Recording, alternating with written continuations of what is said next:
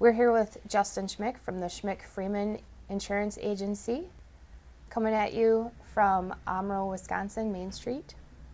Thanks, Justin, for being here with us. Sure. So, Absolutely. Justin, I wanted to start out with just a little background about you.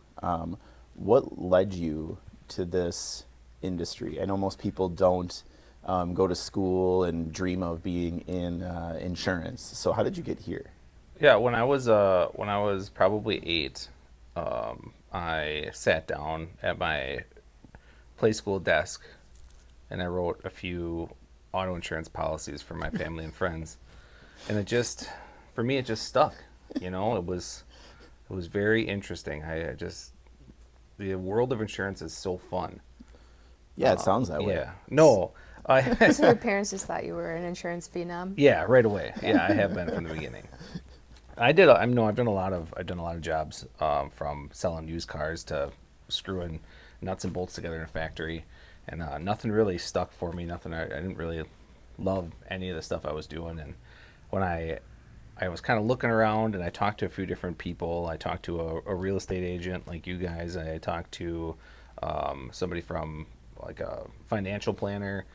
Those jobs didn't quite make too much sense to me. Didn't click. And then I talked to an insurance agent that was a friend of mine, and I walked through the way that insurance works and how you can build an agency and all that kind of stuff, and it just clicked for me. So Okay. that was pretty much it. Awesome. Yeah. Well, from that and going into insurance a little bit. So, I pay insurance every month. I pay money in, Yeah. and I don't really have any claims. Good. Then you should be with my agency. But I think as a person who maybe doesn't understand insurance, I pay money in every month. I don't pay claims. I mean, shouldn't I get a little bit of money back, or how does that work? Well, insurance, it doesn't really work that way. So what you're doing is you're transferring the risk, right? The risk of you having to purchase a brand new vehicle, you're transferring that risk to an insurance company. So essentially you're taking out a loan that may or may not pay out, right? So you pay in your monthly payments or your yearly payments, and yeah, great. If nothing bad happens, you don't have any accidents, your rates maybe don't go up a whole lot. They'll usually typically go up a little bit because insurance is kind of everybody, right? So everybody is in this insurance company, and if 30% of them run into another vehicle this year, 100% of them have to pay a little bit more for insurance, because it's just kind of the way the cookie crumbles. But it's a transfer of risk. So you can think of it as, yeah, I've been paying on this and I'm not seeing anything back. But if you think about it, let's say, a car right now is what, 30, 40 grand for a new car. So if you're paying $100 a month, how long would it take for you to not have a return on investment with that vehicle if it was totally lost? Right. I mean, a significant. Yeah. Right. Yeah. So, okay, that makes total sense. So are there things that we can do to help save money on insurance that we just kind of don't know about, that tips and tricks on? Yeah, don't run into other vehicles. That would be my first main tip for anybody out there that's What watching. about buildings? Don't run into buildings either. Okay. No. The tips and tricks, the things that'll happen, especially on the auto side of insurance, if we're not talking about the home, but if we're talking about the auto side, the only real ways to bring your rates down is to diminish the coverage that you have now, and I never recommend doing that. More liability coverage is always better, because things are costing more all the time. People are very sue happy, and there's a lot of risk involved in driving a vehicle these days. So keep it clean, keep a clean driving record, and then I would say shop your insurance every 5 years or so. If you've got an independent agent, just call them and say, hey, it's been a little bit, can you run me through your companies? If you're with a captive agency like State Farm or an American Family or anything like that, shop that around outside of there every 5 or so years, because there's always discounts for new companies. Some agencies and companies will give you discounts for coming from specific companies over to them because they're direct rivals. About every 5 years, I'd just shop it around. Okay. What about around the home? Are there things you could do around your house that could help save money on homeowners insurance? Yeah, there's home updates that'll help. So sometimes if you have a newer roof, or if your roof is in rough shape now and you put a new roof on, that could end up bringing your rates down a little bit. On the homeowner side, I would recommend raising your deductible. If you have a deductible that's under $1,000, I would raise that. That'll bring the price down a little bit, and I don't recommend making any claims at that 500 or 1,000 level at this point in this market of insurance right now. Okay. So one thing that we've been seeing a lot in the real estate world is our buyers are having problems getting homeowners insurance for the new houses that they're purchasing because the roof is too old. Yeah. Is there like a workaround for that, or is there like an add-on insurance that you could purchase, or is it just flat out you can't get homeowners insurance if you're buying a place with an older roof? No, I think you can get homeowners insurance. It's just it may not be as good as you would if you had a newer roof. A lot of companies are going to a rate schedule for roofs. So that's after like the first 5 years, you have guaranteed 100% replacement cost. After that, it's an actual cash value scale. As the roof gets older, you get less for it. So some of the companies I have an option where we put you on an actual cash value roof policy, which you're not going to get a big payout if something goes on with your roof. You're going to have to fix it. But you can, as long as it's not curling or in bad shape, you can still get home insurance that way. Okay. Yeah. And on that note, with the roofs, is there any difference with steel roof versus an asphalt shingle type? Price wise, it depends on the company. Sure. And on how they rate them. But one of the things I do advise everybody on steel roofs is a lot of companies will not repair cosmetic damage to a steel roof. So if we get a hailstorm and there's a bunch of dents in it, that's not going to get repaired unless there's a hole in it somewhere. It won't be fixed. So that's something to remember when you are working with a metal roof. I mean, it's great because it lasts for a long time, much longer than a regular roof does. You don't have to worry about peeling and any of that kind of stuff. But the cosmetic damage may not get taken care of, so you may have a pretty denty roof by the end of it. So are those still on the depreciation schedule, like the asphalt shingles? Those will not be, no. Okay. Well, it depends on the company. But Okay. for the companies that I'm writing with, no. Okay. Good. Okay.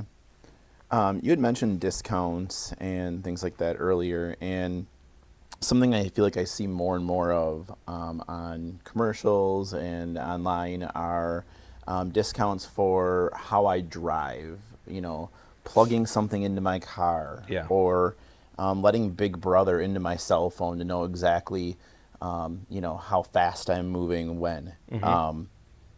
I'm not sure I'm comfortable with it. What's your take on these type of programs? Yeah, we have companies that have that. My main thing would be that if there's any company that will change your rates based on your driving behavior, I'd probably stay away from it because you never know, if you're going to have a bad day out there or Sure. not. But there are companies too that'll just give you, like, if your driving behavior is good, they'll give you. I've got a company that gives you $5 twice a month if you are just being a good driver, and you can cash it in for gift cards. Okay. If you can find something like that. And as far as the Big Brother thing, I mean, if you've got a smartphone, you're tracked anyways. So Right. if you get a chance to save some money or make some extra money off it, you might as well. 'Cause Okay. they know where you are. If they want to find you, they're going to find you. Okay. Yeah. Okay. Yeah, I was always concerned about that. Like, I get it a lot. I bring it up to everybody that gets auto insurance with me because I like it. I have it on 2 different phones, so I use it to pay for my Christmas presents at the end of the year. Oh, nice. Yeah. That's a good idea. Okay. It's awesome.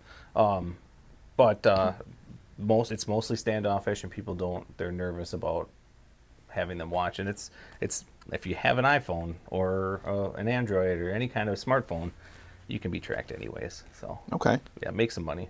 I Yeah. just accepted it at this point. Yeah, yeah, that's kind of where we are. Yeah, That's true. Big Whatever. Brother's watching, and I mean, even if you don't have a device that has like GPS, there's cameras everywhere. Yeah. Even driving here today, you're probably on 400 different cameras. Right. Just getting here. Yep. So Before you were in insurance, I know you had a few other things that you did. Yeah. Was there, looking back, is there something that you did that now being an insurance agent, you're like, oh, that was bad So like for a job or just like in my life? in your life? Oh yeah. I would say probably taking full coverage off of vehicles. Okay. Once I had them paid off at the bank, I'd take the full coverage off. That's not always the best idea. I feel like a lot of people do that. Yeah, and that's okay if you've got a 15-year-old car or something like that. But if you get it paid off early, and you're like, all right, cool, I can bring my insurance down. Well, if a deer hits you and totals your car, you got to buy another car now because you don't have comp and collision on it. So I'd say insurance-wise, that's the only one I'm willing to admit on camera. Well, then in that vein, what is one of those things that a customer has told you that you just kind of went, whoa, I don't want to know that, or I shouldn't know that. One of those crazy experiences you've had. Yeah, I did. I have one customer that says every time I talk to her that she, I don't remember what she calls her car, but it's something about driving on curbs because she can't not drive up on the curb when she's turning or parking, and so that's great. It's great to know more about you, but that's not. We don't have to have that conversation. Yeah. Or I had one that was gonna park here, to come into the office and just whipped a big old U-turn on Main Street, and I was like, can you not do that right in front of the office, like right directly in front? So yeah. Did they squeal the tires too? No, thank goodness. Yeah. Oh, so when you're looking at insuring a new client and they come on, you obviously want to know, like, are they insurable? Mm-hmm. Do they drive like Patty or not? Hey. Right. They honk their horn randomly at people. Right. Yeah. They squeal their tires everywhere. So what kind of things do you guys do when you're looking into, can I insure somebody? What do you have to do to do that? Yeah, it's a pretty simple process, and most insurance companies have a set system. You type the information in, it bounces off a satellite in outer space, comes back to you, tells you if you can have insurance or not. That's the broad strokes there. But we run the driving record. A lot of companies run your credit, just a soft pull of your credit, and they base a lot of rates on those two main factors. Okay. Another thing that happens a lot is when you move to like a new zip code or a new city, your rates will fluctuate there too. So a lot of rates are based on zip codes and how many accidents there are in those zip codes and how many claims they have in that area. So everything gets piled in there, and they figure out how much of a risk you are as a driver, and then they put a rate out based on what they think that risk is. Okay. Perfect. So based on that is going to be what my premium amount is going to be. Yep. Okay. Yep. And accidents and claims are going about 5 years back now for every company. It used to be 3 years for certain things, and for the most part, they're looking at a 5-year total. So if you're outside of the 5 years and you don't have any accidents, you're in good shape. Okay. If you have a couple in this climate in Wisconsin right now, you're going to pay a little bit more for insurance. Okay. So speaking of claims, my mom is a huge jewelry buff. She's got jewelry all over the place. And then what's her address? Yeah, no kidding. Right. Safe deposit box. No, I'm just kidding. But, I know that she's been told over the years, putting her jewelry, insuring certain high value items on her homeowner's insurance policy has been a good idea. Yeah. I've also heard conflicting things other places. So what would you recommend to somebody who maybe has that wedding ring or something too that they're looking to insure? How would you look at them to do that? Yeah, you can put it on your home policy. You can schedule it, and then it's there for, if you lose it or it mistakenly disappears, then it's covered, and that's great. But then you have a home claim if you have to claim it, right? So, and that stinks, especially again in this climate. What does that mean, though, if I have a home claim? So the more claims you have, the more expensive your home insurance is going to be. Home insurance was established to protect a family in a total catastrophe where you would normally lose all your money and go bankrupt. Okay. You've got this safeguard, this transfer of large risk. So then when you start making the smaller claims, the rates are going to go up on your home insurance because Uncle Insurance is going to get his money at the end of the day. That's just kind of how it works. It's a for-profit business. Right. So they need to make money. And so the more times you have claims, the higher your risk level is. So if you can mitigate that in other ways, you're in good shape. One of the things that I recommend on the jewelry side is to get a hold of a company called Jewelers Mutual. Okay. They do specifically jewelry insurance. The rates are really reasonable, and they know exactly what they're doing because that's what they specialize in. Okay. So a lot of times, if you've got a lot of high-end stuff, I'll recommend that we put your stuff in Jewelers Mutual, and keep that separate from your homeowner's insurance. So that way, if I lose my jewelry, I'm not having a claim against my homeowner's insurance policy. Right. I think for the most part, it's a better price point with Jewelers Mutual, and again, better specialized coverage in that specific thing. Well, and I feel like a lot of the jewelry stores around the area work with them too. Yeah, I'm sure they do. So Yep. they had like a good relationship back and forth, so they knew they could trust each other. Mm-hmm. So Okay. it was good. Well, that's good to know. Here's one. Okay. Something that happens in our area sometimes. Flooding. Does homeowners insurance cover flooding? No. Yes and no. Flooding is not typically covered under your home insurance policy. You need a separate flood policy. Flood policy. That includes like water coming in through the windows or the walls in the basement. That's seepage. Seepage is typically not covered. Okay. Some companies, however, do have home insurance policies that you can put flood coverage in. So I've got a company that I can add flood coverage and seepage coverage to the policy. So if that happens, it is Okay. covered. But if you are in a floodplain, FEMA's gonna require that you The flood get a flood insurance. policy. Yep. That flood on adding that flood on the homeowner's insurance does not cut it for FEMA. Okay. Yeah. So what about, I know we've had this in the past too, when there's been some major flooding in our area, some of the sewers have backed up into the basements. Yep. Sewer backup coverage is covered. It is. Well, if you have it on your policy, right? It's an Okay. elected coverage, but you do want to. I would recommend, no matter what you have in your basement, you get at least $5,000 in sewer backup coverage.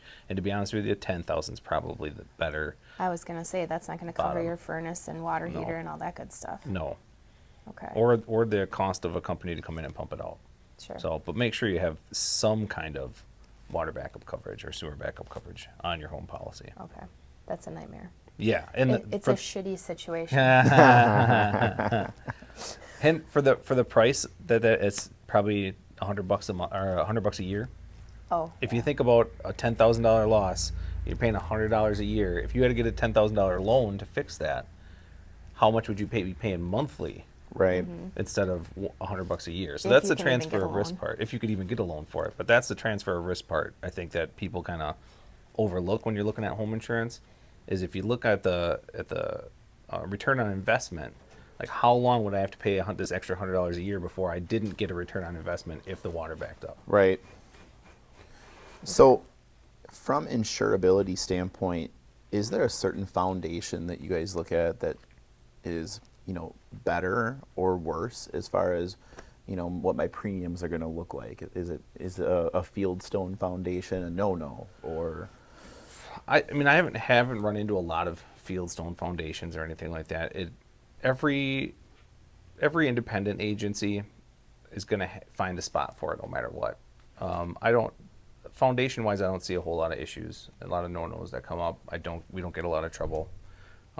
There's nothing is really better than others as far as price or anything like that goes. Okay. I mean, I'm sure there's some differences, but not anything that's Pretty negligible over otherwise? the top crazy. Yeah. Okay.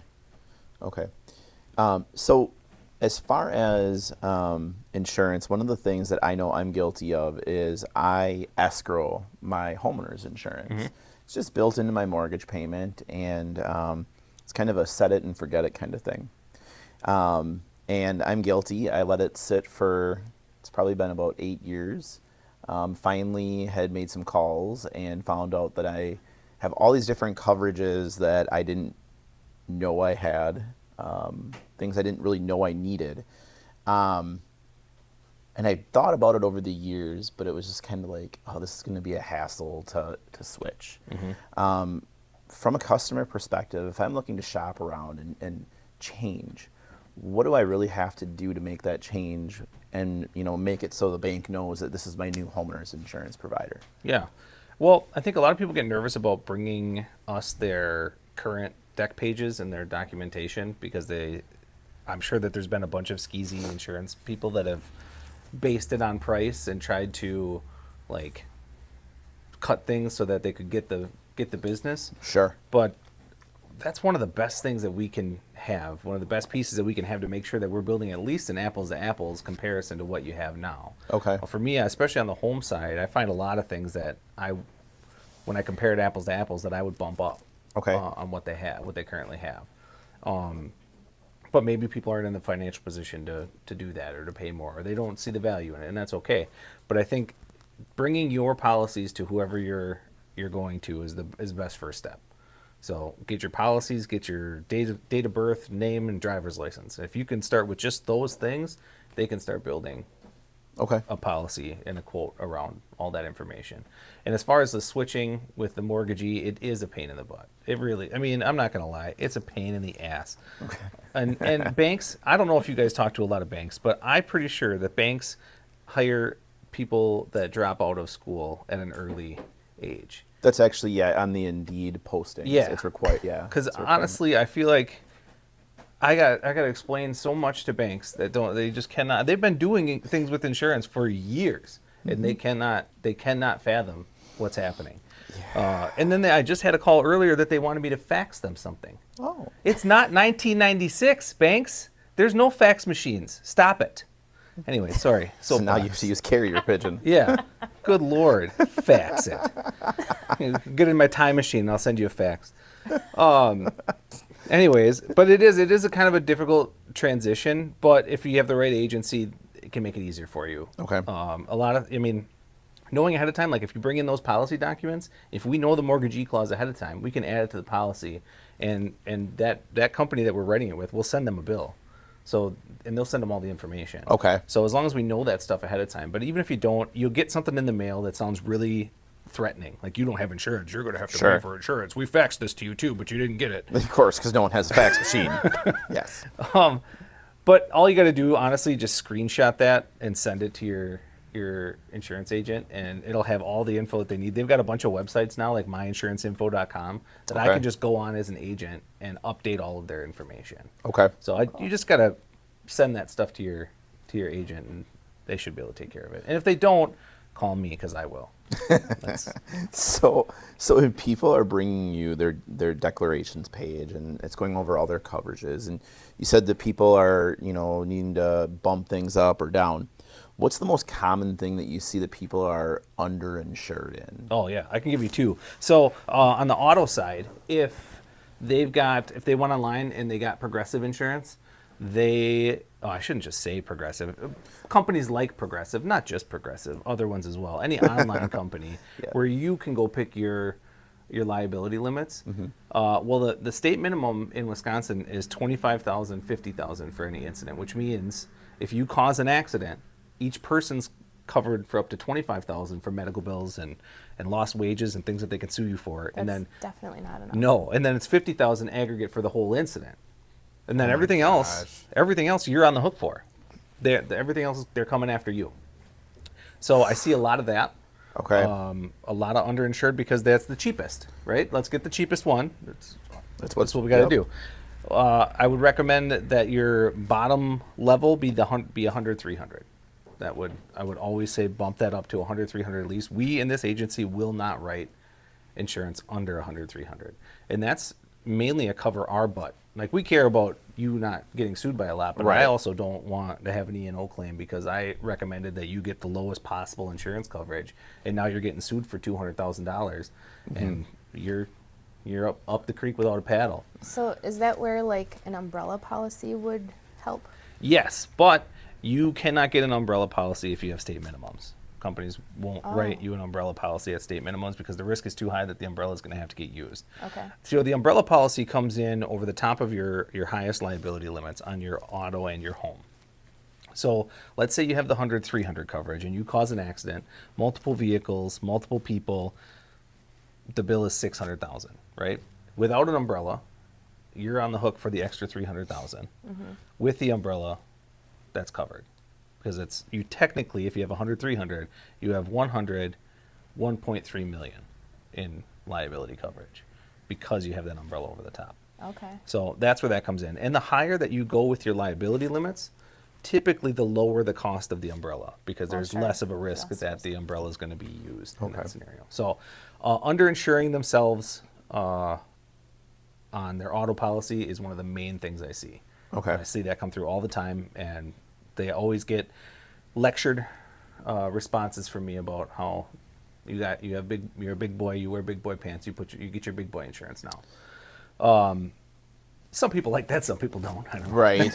Well, and I imagine that's got to be frustrating when, there's clients you're really looking out for their best interest, and they're really just seeing what's my monthly payment, what's Yeah. my semi-annual payment going to be, my annual Yeah, payment. it's not frustrating. It's how it is. It's how we are. Like, everybody right now is struggling, right? Yes. Everybody's trying to figure out where they can cut and what they can do. This just isn't one of those things I would recommend cutting if you don't have to. Right. Because in the off chance, which is actually a fairly high chance that an incident does happen, Yep. you're covered in this scenario. I mean, I can tell you it's a high chance because of the way the rates are going up in Wisconsin right now. Like, insurance companies are losing money in this state Okay. year after year. So that's why you're seeing these rate jumps. Anyways, to answer your question too, on the home side of things, homeowners liability insurance is the most underappreciated and underrated coverage, I think, in insurance altogether. Okay.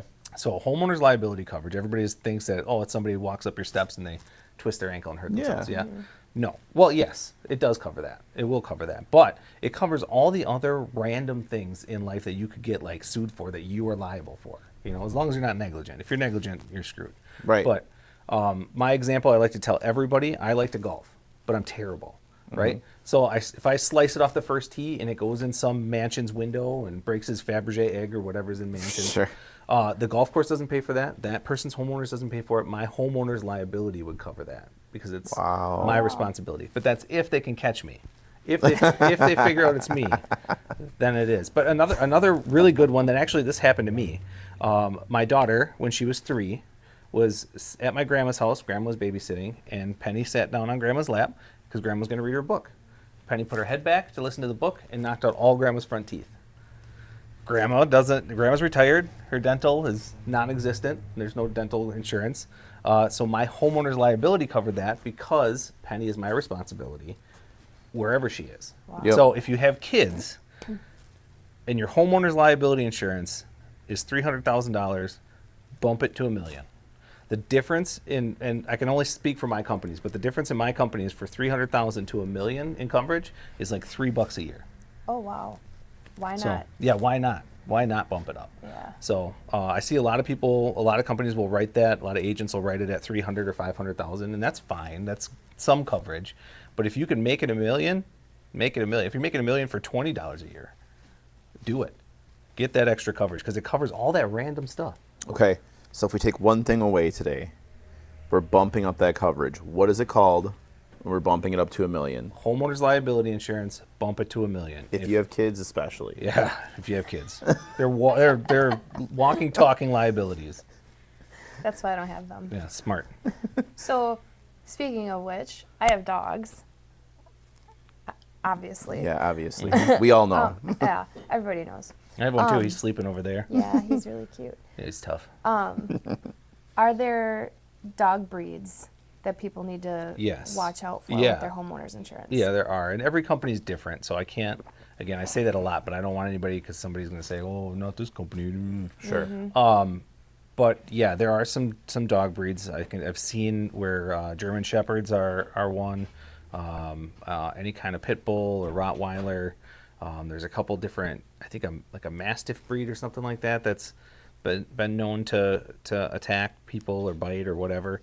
And that's not based on hearsay, right? This is based on, like, especially insurance actuaries are the nerdiest bunch of people. Now, dog people, we're dog people too. And okay? I love pit Yeah. bulls. We love dog people. Yeah. Yeah. So just And for I've met a you- lot of nice pit bulls, but what I'm saying is this is based on data. Okay, this is the numbers that say that this happens more often than not. Okay. Right? Whether that's good or bad, or it's all about the upbringing of the dog, or Sure. any of that stuff. Yeah, absolutely. Any dog could bite somebody at any point. These are just the ones that have consistently been claims. Prove it. It's Yeah. proven. They're, Yep. I've been attacked by more little dogs than big dogs. Yeah. It's just that they don't cause as much They don't damage. cause as much damage. Yeah, you won't see too many little dogs on that list. Yeah. Yeah. You can punt those. Right. Exactly. Yeah. So I get my new German Shepherd puppy, and I need to call you. How's that gonna affect my insurance? I can't tell you exactly how the rate would be affected. If it is a dog breed that's not allowed, I'd have to find you a new company. Got it. Because some companies upcharge for it. Some say, nope, if you've got this dog, we're not writing your policy. Okay. So what happens if I don't tell you that I got a puppy and you find out?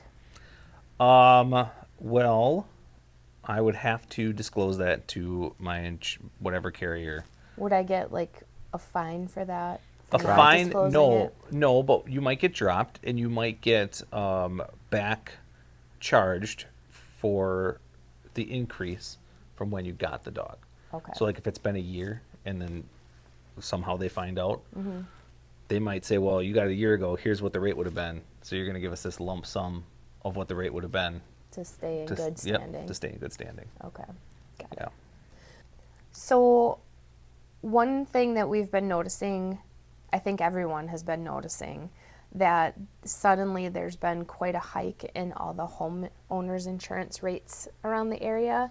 Is that something that's happening just here by us locally, or is it nationwide? And can you kind of touch on that? Like, why is that happening? Yeah, it's because I recently got into insurance, so I need to make more money. So all the companies charge more, so they can pay me more. Okay. Yeah, no. There's a couple factors that are making those things happen, right? For the larger companies, you'll see that are nationwide. Everybody shares in the cost of fires in California or hurricanes in Florida if their company also writes in that state. So that's part of it. But the real things that are happening here in the state of Wisconsin is over the last few years, one, the frequency of claims has gone up significantly. We've had a lot more claim-worthy storms, and so we've had to replace it. And you're seeing a lot of things like we talked about earlier with roof damage, right? Mm-hmm. And new roofs and the age of a roof, and that's why companies are starting to get a lot more picky about roofs because we've had a significant uptick in claims on roofs. So the large claim percentage that's been happening lately, coupled with the drastic increase on the price per square foot to rebuild a home. Oh, sure. That's a huge factor in it because it went from $100 a square foot to like $250 a square foot. So when a 1,500 square foot house was normally you'd have your policy for $150,000, and you're like, a little bit of an inflation guard here, an extra $20,000 if we need it. Great, you're set. Mm-hmm. Well, now in the matter of that was probably 2021 maybe that started happening. In the matter of a few months, that dwelling coverage number that was 150 to replace the home, the cost of that doubled. Oh, wow. So now you have an insurance policy that covers your house for $150,000 to rebuild, but it's going to cost $300,000 to rebuild it. And so insurance companies had to make a decision: do we underinsure everybody and tick up slowly over a multiple years and just hope a bunch of stuff doesn't happen, or do we just make a couple big drastic increases, rip the Band-Aid off, and say, listen, this is what's happening. So. That's what most insurance companies did. So you see a lot of people shopping. They're calling right now in insurance, it's called a hard market, which means everybody is seeing rate increases and everybody's shopping. So everybody that was like, when you talk about like, I've let my escrow pay my home insurance for a really long time. And now people are starting to say, oh, wait, that went up 50%. That's unheard of. Mm-hmm. Well, now everybody's shopping around, so it's getting a lot busier in the insurance market. But those are the things that are affecting the home insurance side of things the most. So the frequency of claims and the amount to rebuild a home have both increased over the last few years, and it's causing Uncle Insurance to lose money. And Uncle Insurance is not going to lose money, otherwise they got to pull out of the state. There's a large number of insurance providers in the state of Wisconsin that have just stopped writing home and auto insurance. What are the big ones? Is there a big one that you can? I think, what's the one that's out by Menasha? Is that Acuity? I think That's so. out by Sheboygan. No, then what is the one out in Menasha? Secura. Secura. So Secura is one of them. They Wow. they are no longer writing Interesting. home and auto insurance. Wow. Yeah, and there's a couple other ones. I don't remember off the top of my head, and I'm probably not supposed to say that on Okay. camera, anyways. No one will see this. It's okay. Yeah, that's right. There's 4 people watching. But they've had to just completely halt because it's not profitable for them. Wow. So I know that some people are kind of concerned with the tariffs on the lumber coming in from Canada. Do you think that that is going to cause homeowners insurance to go up again because the price per square foot is probably going to go up again? As the price per square foot goes up, I can't speculate on whether or not that's going to happen or not. I'm not an economist. I don't know anything about tariffs. But I will say if the price per square foot increases and dwelling values increase, home insurance will be going up. So whether or not that happens because of tariffs, I don't know. But if it does, then yes, homeowners insurance will be more expensive because they have to. They have to charge more. They have to increase the dwelling value because if you're not covered, they're going to get sued for even more than they're covering it for. Okay. And with that increase will come an increase in cost to the consumer. So I can remember when we bought our first house and a pretty bad storm came through, a lot of hail, and it seemed like all of our neighbors were getting new roofs. And it was just kind of like an Oprah show. Like, you're getting a new roof, you're getting a new roof. Like, everybody got new roofs, and it was just completely 100% paid for. Do you think that that happening kind of caused what we're seeing today? Yes. It's directly related to those kinds of claims. Yeah. Okay. Where a roofing company will come through and they tell everybody in the neighborhood that they need a new roof. Because why wouldn't you? If you're a roofing company, Yeah. if I was a salesman at a roofing company, I'd be like, yep, looks bad. You need a new one. Yep. Absolutely. You should get one today. Yep. Call your insurance guy because insurance will pay for it. Yeah. Yep. And that's, the insurance companies did not anticipate necessarily that. I don't know for sure if they did or not, but this is just my opinion that they did not properly anticipate that kind of a thing could happen. Yeah. And so they were caught kind of with their pants down a little bit. And so that's Yeah. why you see rates going up because it's not profitable to write insurance in Wisconsin during that kind Makes of time. sense. Yeah. We were kind of mad because we were like the only house in the entire neighborhood that didn't get a new roof. But now you don't have a roof claim on your record. Correct. And one more thing, just Yes. talking about claims. This is one of the biggest things I tell people when they come and get quotes from me or decide to come over. Never ever call the company first for claims. If you have an agent that tells you that if you have a claim, you should call the company, no longer use that agent. Do not use that agent. Don't call the company. This is the same for home and for auto. I always recommend you call your agent first. What I would always advise people to do is make sure that the losses, like let's say it's a roof. There's water coming from the roof. Let's call a roofing company. Let's get them out there to mitigate, make sure that no more loss happens, get them to tarp it, and then get an estimate before we make a claim. Because as soon as you call the company, your main companies, and get to the claims department, a claim is filed. No matter what. Whether or not you said, never mind, I don't need it, or it was $100 million. It's filed on there. And now it's on your record, and now it's going to affect your rates. So Got it. always call your person first. If you don't have a person to call, like an actual agent, call me and I will be your agent. And honestly, you don't even have to. You don't have to even. I've had people call me in this last week that aren't here. They don't have insurance with me, but they wanted my advice on whether or not they should call and make a claim on their insurance. So, and I don't mind that. I don't mind answering those questions, but Right. always never call the company. Okay. That's Not good right away. advice. Yeah. So, question for you: if I'm that person and say I have that water damage, I call the company and say, I'm questioning this. I don't really want to make a claim. I don't think I want to make a claim, but just kind of questioning. I have this water that came through my roof, and I don't want to go ahead. They're going to still note that in my file, I imagine, somewhere. You still have a claim number that I will be still have a claim. generated. Now, when I go to sell my home and that new buyer is looking at getting homeowners insurance, would there be a possibility that non-claim is going to show up anywhere? Would they be notified about that? Yeah, well, on the insurance side, from time to time, I will have where somebody's buying a new house and there has been a claim at that house, at that address, and it'll pop up in the system and say, well, they've got claims. Well, Okay. it wasn't these people, it was The people those people before. before.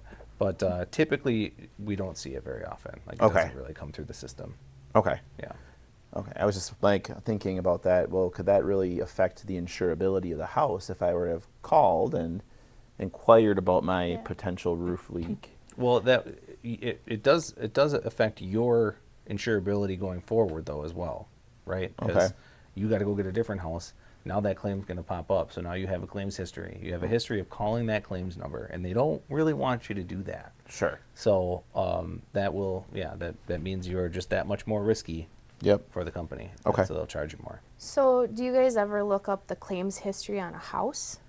So, like, if, let's say I'm buying a house and you pull it up to do the insurance and you notice that there's one claim that consistently comes through, like, A fire claim. yeah. And I can go as a buyer like, whoa, I had no idea there was a fire here. Yeah. I don't see that a lot. Like I said, it's kind of a randomly it'll pop up from time to time, but for the Okay. most part, when we're putting your information in, it's mostly your claims history that's going to come through on our end. I was just thinking, like, of a house that sits on, like, a busy intersection and it's close to a corner and it's been hit by a car, like, 4 different times. Yeah. You know, like, Yep. that's a claims history on the house, but you don't really Right. notice that. But at the most part, as long as the person that hit the house was located, And covered. it wouldn't be their homeowners. Wouldn't Okay. be a claim wouldn't come up there anyways. It'd Got be it. covered under their auto insurance. Or what if they have huge trees all over their yard and branches keep falling on the roof?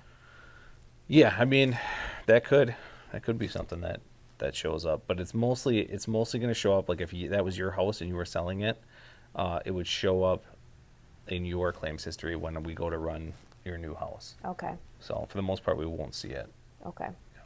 So, last insurance question. Okay. If insurance had a mascot, what would it be?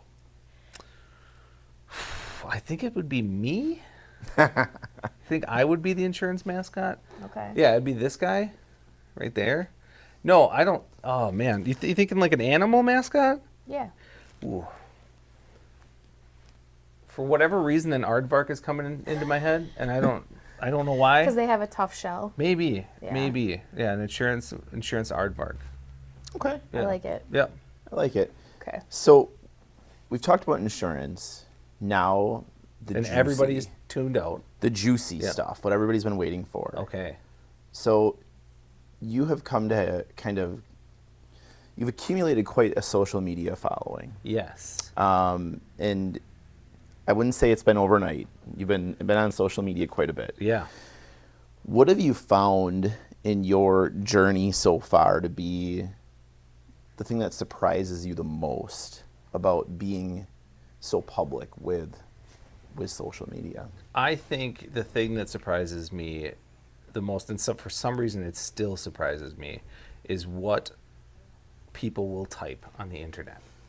I can't fathom thinking such like a mean or derogative thing and then typing it out and hitting send and thinking that there's going to be some kind of positive That it's okay to do response that. for that, or that's okay. The keyboard warriors. Yeah, and I mean, I always say it's okay to think it. Like, right? Sure. We all think things, and it's Yep. totally fine. Yep. Totally fine to think it. Like, I hate that guy. His beard is stupid. Whatever. You know, Right. well, he's kind of fat. Yeah, okay. That's okay to think that, right? And honestly, some of the fat stuff you can still type out because it helps motivate me to go to the gym. But, but just to think it and then take the time you have to click into the video, you have to go to comments, and you have to type this thing out and then hit send, knowing that it's going. I don't think a lot of people realize that the internet is there forever. It goes Right. out into the universe and it's there. Like I did that one. That just I can't get past it. And some of the derogatory things that people say about my counterpart Sure. are that has surprised me. I didn't really realize. So, do you ever, like, block those people? Yes, Or? I do every time now.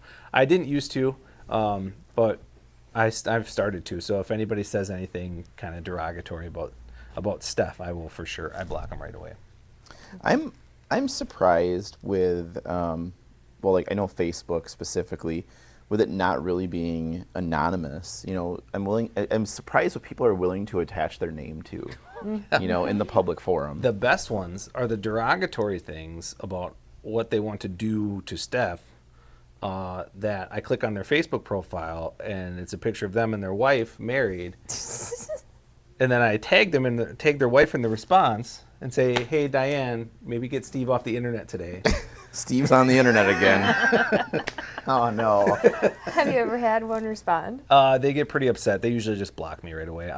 Sometimes I'll get messages that tell me that I'm you're an a-hole and an idiot, but it's all stuff I know already, so it doesn't really do any good. You know. Yeah. So that's like one of the bad things. And you've built up, obviously it wasn't just overnight. Right. What's one thing that you would say to people who maybe are looking to grow their social media? What's one thing that you recommend if they had to do one thing that you see most people aren't doing?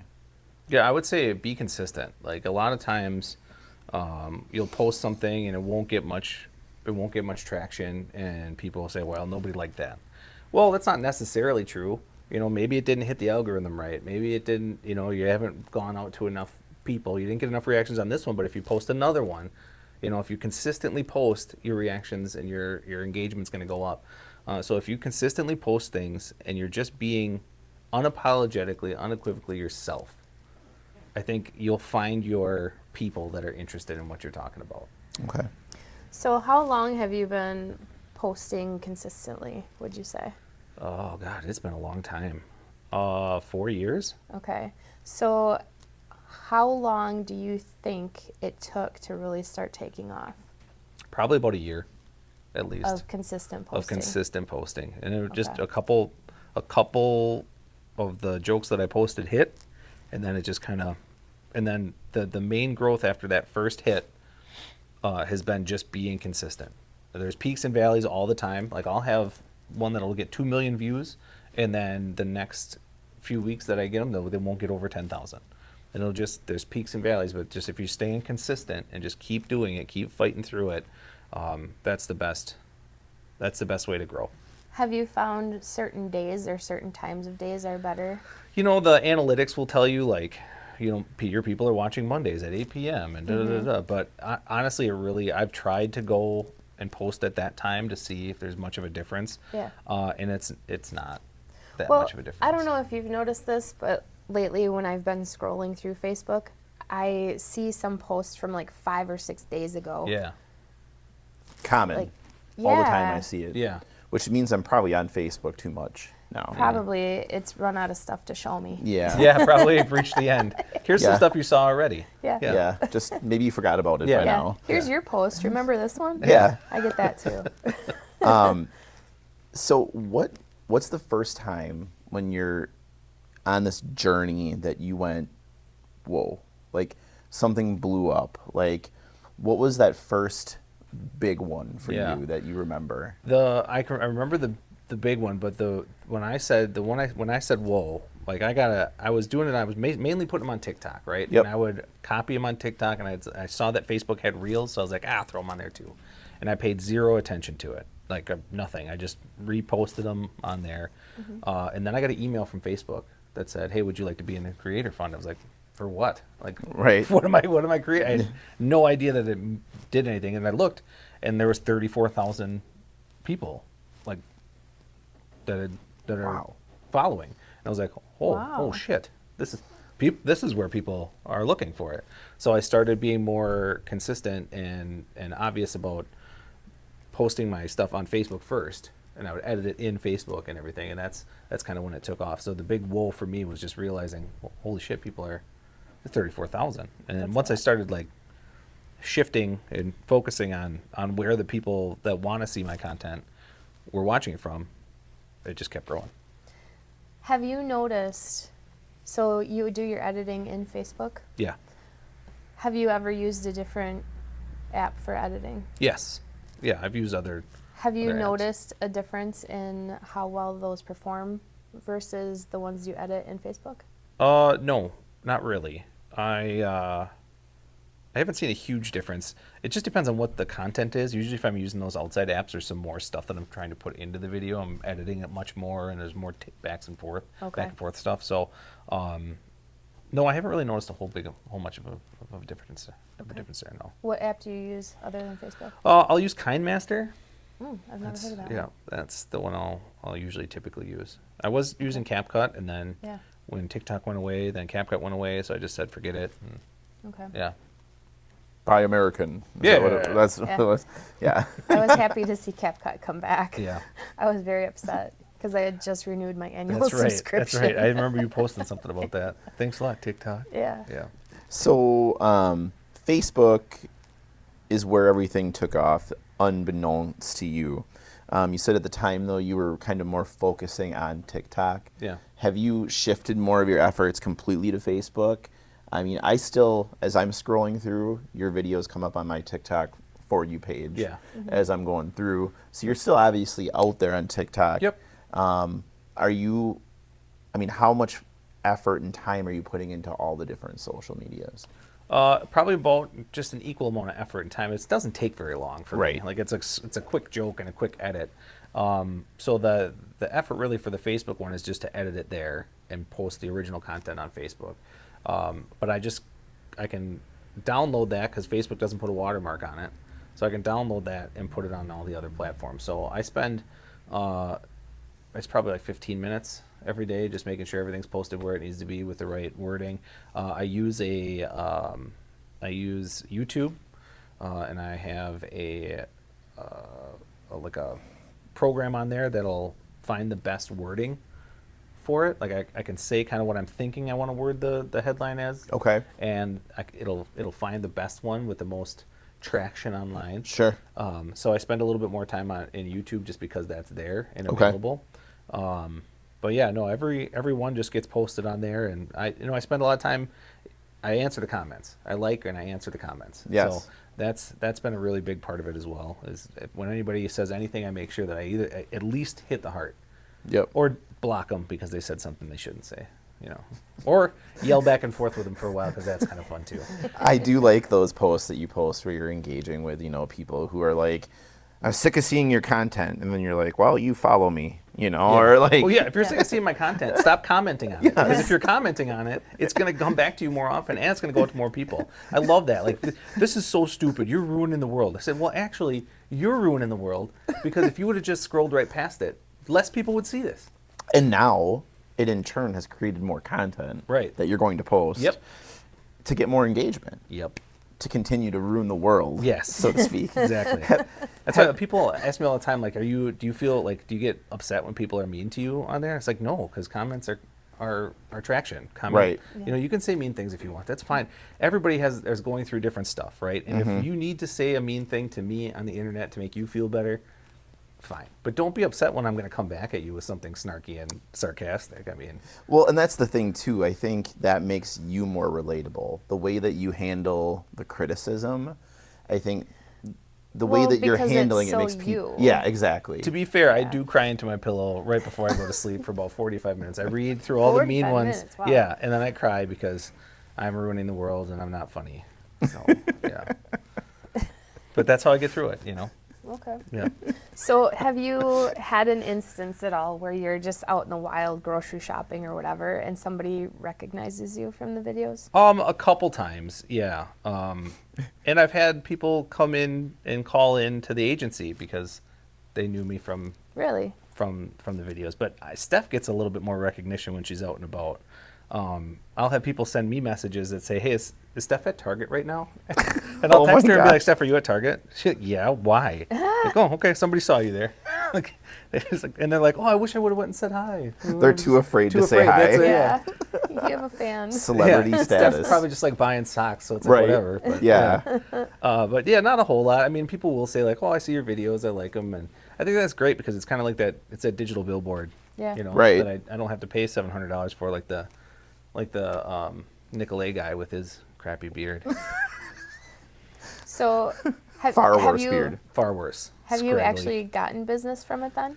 Yeah, yeah, and it's hard. I mean, it's hard to track for sure, but I mean, I can think of off the top of my head 3 or 4 clients that are specifically from doing the videos, or that they saw me out and said, "Oh, I love your videos. I gotta get a hold of you." But I'm sure it helps. Yeah, Yeah. yeah, Cool. I wonder if it kind of cross pollinates the other way too. Like, hey, that's my insurance guy. Yeah. Did you see him? Oh, like check my insurance guy out. Like, Yep. Yeah. he has this pretty funny series, you know. So, Well, I tell hope so. people about it all the time. Thank you. yeah. I hope so. I mean, I don't think I'm getting any of the haters. They're not calling, you know. But, Well, good. Well, You mean, attract the people you I'll still want to do take their business money. with, right? I mean, that's fine. I'll still take their money. But tell me I'm dumb. That's fine. I actually have I have a chamber question for you guys. Okay. So, are you guys ready for a couple chamber questions? Well, I don't know. Yeah. So I figure I have 2 chamber ambassadors here, right? Yeah. So, can you guys tell me, as far as being Oshkosh Chamber ambassadors, what's the most rewarding thing that you can point your finger at that being an ambassador really gives to you? Because I see, like, when I go to events, you guys obviously are like happy to be there. Like, you're not miserable. You're smiling. You're having a good time with people. We have to smile. Connie yells at us if we don't. She gets real mean They give about us it. free beer at most Yeah. events. Oh, the free beer. That's the way free to go. beer. Yeah. Okay. Yeah. What about No. that preschool opening with the free beer? Well, I mean, you never know. Okay. Most of the teachers had a little bit of something. Yeah. I, makes sense. There's there's water in there. Yeah. No, honestly, a big thing for me, and I think Justin feels this way too, but I feel like I'm just there hanging out with my friends because all of us ambassadors really get along really well.